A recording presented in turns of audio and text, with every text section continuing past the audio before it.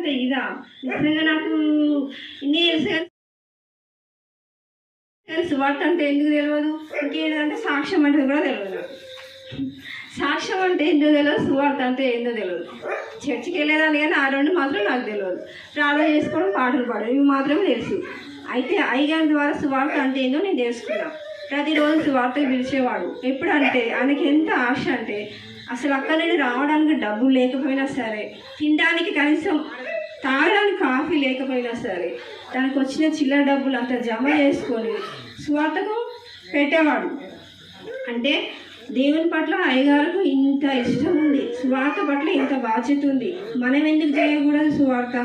మనం కూడా మన వంతు కనీసం డబ్బులు ఇవ్వకపోయినా ఒక పత్రికలను పంచిపెట్టాలనే ఆశ అయ్యగారిని బట్టి నాకైతే సువార్త అంటే ఎందుకు తెలిసింది. ఒక సువార్త అంటే ఇట్లా గ్రామానికి వెళ్ళి దేని గురించి సువార్త ప్రకటించాలి, సాక్ష్యం చెప్పాలి, ఇంకేంది దేని గురించి సాక్ష్యం చెప్పాలి, పత్రికలు పంచిపెట్టాలనేది నేనైతే అయ్యగారిని బట్టి సువార్త అనేది నేను నేర్చుకున్నాను. నాకు అంతవరకు అయితే సువార్త అనేది తెలియదు.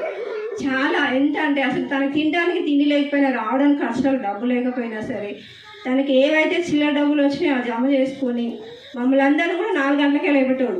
ఎందుకంటే పిల్లలందరూ స్కూల్కి పోతారు కదా, 4 గంటలకు లేపి 4 గంటలకు కూడా లేచి అప్పుడు పులిహోర చేయాలి.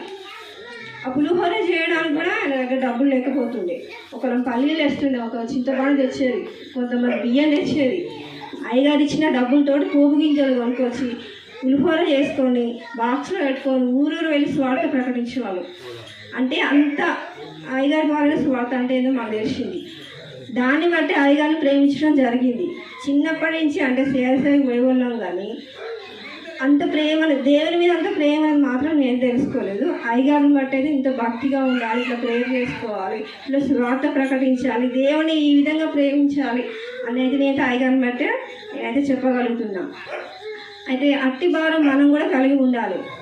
దాన్ని ఎక్కడి నుంచో చాలా దూరం నుంచి దేవుడు పిలుచుకుండు కాబట్టి మనం అంటే ఏందో తెలియదు, మన ఊరేందో తెలియదు, అసలు ఏం తెలియకపోయినా దేవుని పిలుపుకు లోబడి ఇక్కడికి వచ్చి సువార్త చేసిండు.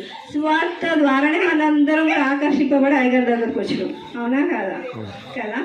కాబట్టి సువార్త ద్వారా మనల్ని అయ్యగారు కన్నాడు.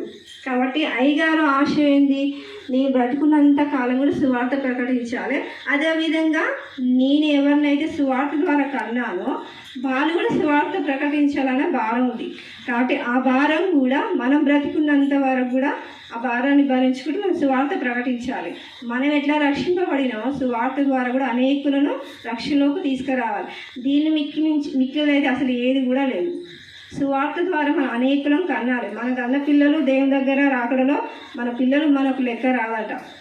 మనం ఎవరైతే మన ద్వారా రక్షింపబడి సువార్త ద్వారా రక్షింపబడి క్రీస్తులోకి వస్తారో వాళ్ళే మన అందరి పిల్లలాట, వాళ్ళే మన పిల్లలాట. మనల్ని బట్టి అయ్యగారికి అతిశయం. ఇప్పుడు పౌలు గారు అంటారు కదా, మీరే అతిశయం, మీరే నా ఆనందం, మీరే నా కిరీటం ప్రభువు రాకడ సమయంలో. అంటే మనము అయ్యగారికి ఎట్లా అతిశయమో మనం కూడా అతిశయపడినట్లు అనేకుల సువార్త ద్వారా మనం కానాలి, దేవునిలోకి నడిపించాలి. నేనైతే ఇదైతే ఖచ్చితంగా చెప్పగలను. సువార్త అంటే ఏందో అయ్యగారి ద్వారానే నేను నేర్చుకున్నాను. కాబట్టి నేను అయ్యగారిని వెంబడించగలిగినాను. ఎవరైతే సువార్త ప్రకటిస్తారో ఖచ్చితంగా వాళ్ళని మనం వెంబడించాలి, ప్రోత్సాహపరచాలి. మనం వెళ్ళలేకపోయినా కానీ మనంతా మన సహాయం మనం చేయాలి. మనకు ఇబ్బందులు కష్టాలు ఎన్నో వస్తే ఎన్నో ఖర్చు పెడతాం, కానీ దేవునికి ఇవ్వడానికి మాత్రం మనకు ఖచ్చితంగా వెనుకని చేస్తాం. ఏ విషయంలో ఖర్చు పెట్టినా మనకు ప్రతిఫలం కలదు, కానీ స్వార్థ విషయంలో ₹1 ఖర్చు పెట్టినా అది మన పరలోకంలో మనకు ఖచ్చితంగా ప్రతిఫలం కలుగుతుంది. కాబట్టి మనం చేయలేకపోయినా వెళ్ళలేకపోయినా కానీ మన వంతు మనం స్వార్థ విషయంలో సహాయం చేయాలి. అయ్యగారు నిజంగా తనకు తినలేని విషయంలో అయినా, కష్టంలోనైనా, నష్టంలోనైనా దేవుని మాత్రం విడిచిపెట్టలేదు. స్వార్థ ప్రకటించే పని మాత్రం తను వదులుకోలేదు. కాబట్టి అయ్యగారి ఊరు కూడా మనం నడుచుకోవాలి. స్వార్థ విషయంలో ఈ సమయం ఇచ్చినందుకు అయ్యగారికి వందనాలు. సాక్ష్యం